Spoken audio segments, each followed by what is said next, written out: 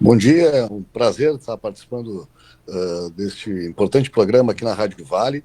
E é justamente este tema que a gente faz um alerta, né, a esses tão importantes representantes da nossa população, os parlamentares municipais, vereadores, vereadoras, que foram eleitos num momento muito difícil para o Rio Grande do Sul.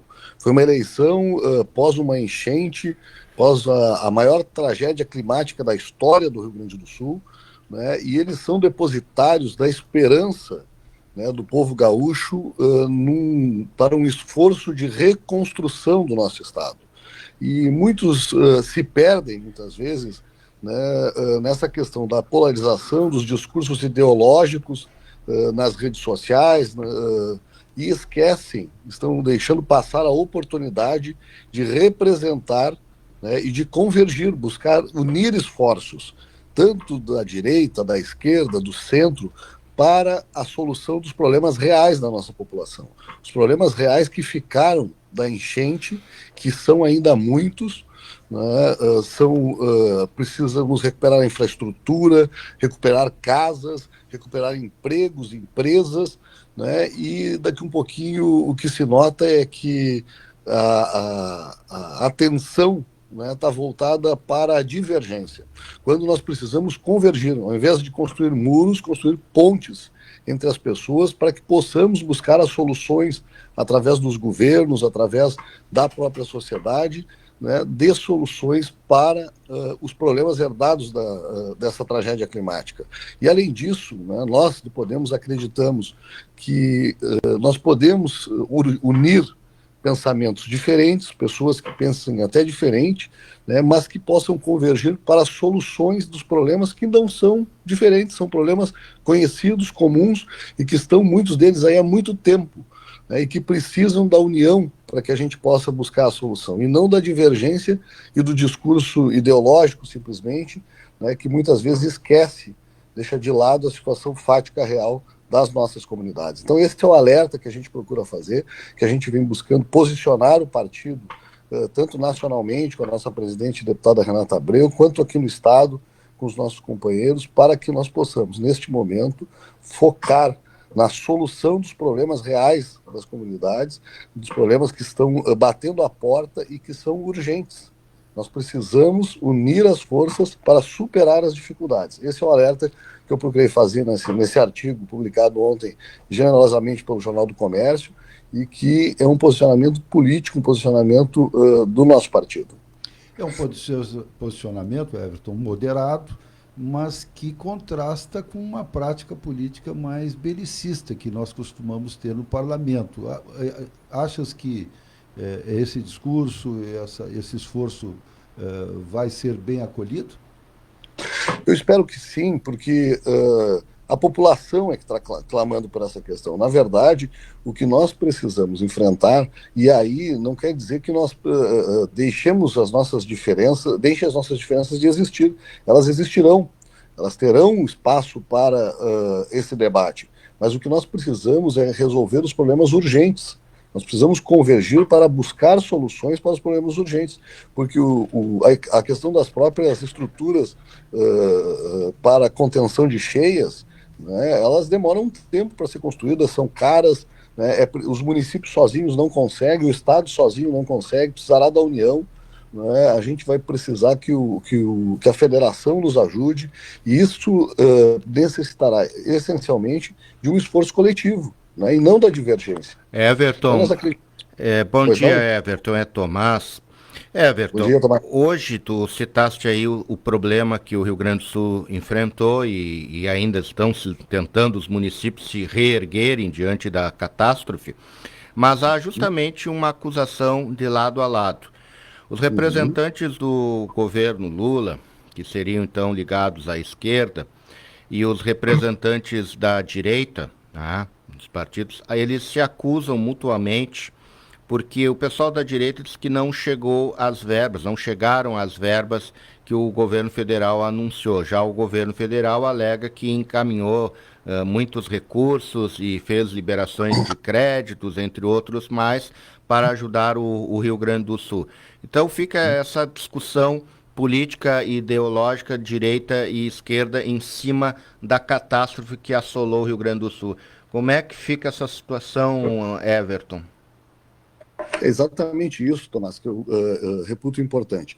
Neste momento, mais do que simplesmente a gente ficar trocando acusações, é mitigar essas questões. Né? Sentar à mesa, mitigar as questões, identificar as dificuldades que a direita aponta de, eventualmente, não serem suficientes os recursos, que a esquerda aponta de ter liberado os recursos, se liberou, por que não chegou, né? Se chegou, por que não foi usado, né? Se não foi usado, o que precisamos fazer para viabilizar esses recursos chegarem na ponta, e não simplesmente nós nos perdemos no debate de acusações sem condições de sentar à mesa para poder buscar as soluções. Essa é a questão que eu procuro apontar nesse artigo, porque se nós ficarmos trocando acusações simplesmente sem tentar sentar à mesa para buscar as soluções para os problemas, eles não vão acontecer.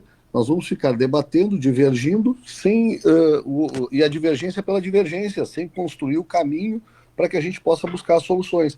Então é essa a questão que a gente aponta, né? É necessário superar, né, eventuais dificuldades ideológicas, né, acusações por acusações, sentarmos à mesa e vermos quais são as dificuldades. Se o governo federal diz que liberou, onde está o recurso? Se liberou o recurso, por que não foi usado? Né, se não foi usado, quais são as dificuldades? Então, nós temos que buscar cooperar neste momento, né, para as soluções dos problemas, e não simplesmente ficarmos nessa troca de acusações, porque ela é estéril, ela não vai produzir. Fica o governo federal dizendo que liberou, fica a esquerda dizendo que não, a direita dizendo que os recursos são insuficientes, e a gente não consegue chegar num ponto comum. O que a população precisa saber? Se os recursos foram liberados na condição suficiente, que era a promessa do governo federal, se não, como é que faz para liberar, buscar esse debate, né, produtivo, para que a gente consiga as soluções. Eu acho que o exemplo do governador Eduardo Leite, né, que buscou o tempo inteiro conduzir esse processo de forma equilibrada, serve para que a gente possa espelhar para que os nossos parlamentares municipais também possam fazer isso. No momento de sermos mais firmes, teremos que ser, sim, com o governo federal, com o governo do estado, com quem tem as responsabilidades. Mas firmeza não quer dizer que a gente tem uma postura agressiva. Tem uma postura firme de buscar as soluções, de buscar o cumprimento dos compromissos de quem se comprometeu, né, para que as soluções cheguem à ponta, cheguem às pessoas que estão precisando e que estão sem moradia, que estão com a infraestrutura ainda do Estado com problema, as empresas que precisam de crédito para poder se recuperar, precisam de recursos. Esse é o apelo que a gente faz nesse momento, e os parlamentares municipais, os vereadores, que foram eleitos junto com os prefeitos e vices, neste momento de desespero de muita gente, no momento de fazer campanha eleitoral num estado devastado, eles têm a responsabilidade de representar este anseio. Essas pessoas os elegeram para ajudar a buscar estas soluções emergenciais neste momento. Então, esse é o sentimento que a gente procura transmitir. Everton, fiquei pensando aqui, fazes uma apologia, uma ênfase da importância do vereador, mas às vezes a população não sabe o quanto o vereador pode ajudar. O vereador realmente faz a diferença? Não tenho dúvida. O parlamentar municipal, ele é, ao meu ver, na esfera administrativa do Estado brasileiro, como está organizado, né, uma figura importantíssima. Primeiro, é o político mais próximo da população. Né, é o político que também os deputados federais, os dirigentes nacionais, enfim, procuram ter contato, porque é ele, né, que vai levar a mensagem para a população de forma mais efetiva. Então, ou seja, ele é o elo, né, o principal elo que liga as esferas federal, estadual. O vereador atuante, ele está permanentemente em contato com os deputados federais, deputados estaduais, com os secretários municipais, secretários de Estado, prefeito, enfim, buscando solução para as suas comunidades. Então, eu creio que os vereadores, né, que são um número grande de políticos, de parlamentares, de pessoas ligadas diretamente à população, né, se estiverem mobilizados, se estiverem unidos, têm uma força muito grande para reivindicar e para conduzir esse processo de conciliação, a exemplo das suas próprias atuações nas câmaras municipais. Os próprios prefeitos precisarão da união, né, para que possam, juntamente com os vereadores, buscar os recursos e organizar esses recursos para que eles cheguem na ponta. Então, creio sim que os vereadores e as vereadoras têm um papel fundamental neste momento. Primeiro, pela condição de estarem mais próximos à população. Segundo, porque são um número grande, né, de políticos, de parlamentares no Estado.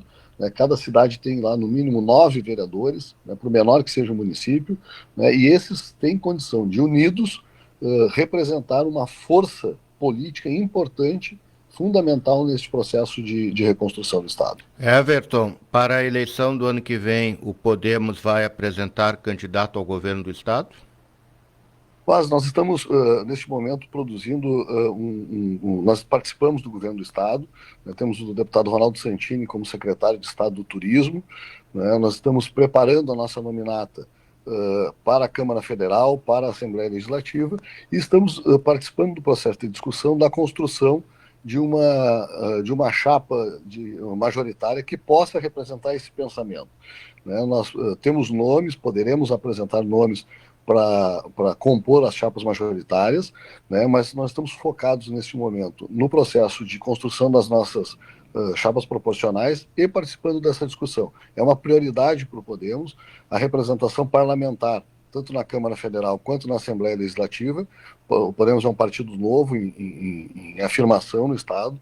Nós tivemos um crescimento bastante significativo nas últimas eleições, mas nos preparamos para disputar as eleições para os parlamentos e com uma possível participação, sim, na chapa majoritária.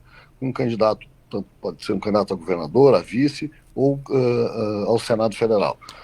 Esse é o processo de construção. Nós acreditamos que será necessário para governar o Rio Grande uma convergência também entre partidos, entre pessoas, entre pensamentos que tenham esse foco de construção, de união e de ouvir, né? Porque outro dia eu escrevi um artigo também de que nós estamos num momento que muito se grita, pouco se ouve, né? Então a importância da gente também conseguir ouvir ambos os lados, o centro, para que a gente possa entender que quem governa tem a responsabilidade de representar o todo e não apenas uma fatia da sociedade. No Congresso Nacional, se há um projeto que se desenha para fazer eleições gerais no país numa única data, porque hoje o Brasil a cada 2 anos para a eleição. E porque, na verdade, o pessoal é eleito, trabalha no ano seguinte, quando toma posse, mas no outro ano começa a campanha porque já tem eleição, e assim vai esse ciclo. E aí nós teríamos, inclusive, prorrogação dos mandatos dos prefeitos e vereadores para que haja coincidência com a próxima eleição para presidente em 2030. O que o senhor acha disso? Eu particularmente acho que seria muito bom para o Brasil. Eu acredito que primeiro economicamente, porque a gente teria uma eleição a cada 4 anos, né, aí seriam eleições gerais, realmente, elegendo dos vereadores ao presidente da República, né, isso eu acredito que seria positivo. Além disso, concordo contigo que o parlamentar, o prefeito, o governador é eleito, né, daqui um ano e pouco já começa a pensar na eleição municipal, na eleição estadual, né, isso influencia nos posicionamentos das câmaras, das assembleias, do próprio Congresso Nacional. Acho que isso não faz bem ao Brasil. Eu acho que se nós pudermos construir, né, um processo de eleições gerais verdadeiramente a cada 4 anos, isso vai ser salutar, ao meu ver, para o Brasil, para a sociedade, porque teremos um planejamento e condição, né, de fazer um governo, né, sem ter o percalço da eleição no meio do mandato ali, como tu disseste, para o Brasil, porque para o processo muitas vezes, de construção dos projetos políticos. Né, gera um radicalismo no meio dos mandatos. Eu acredito muito que esta seja uma solução importante para o Brasil. Everton Brás, presidente do Diretório Estadual do Podemos. Muito obrigado pela gentileza de nos conceder essa entrevista. Imagina, eu agradeço a oportunidade, o privilégio de estar com vocês, com os ouvintes da Rádio Vale, e sigo aqui sempre à disposição dos amigos para conversarmos. É um prazer. Obrigado.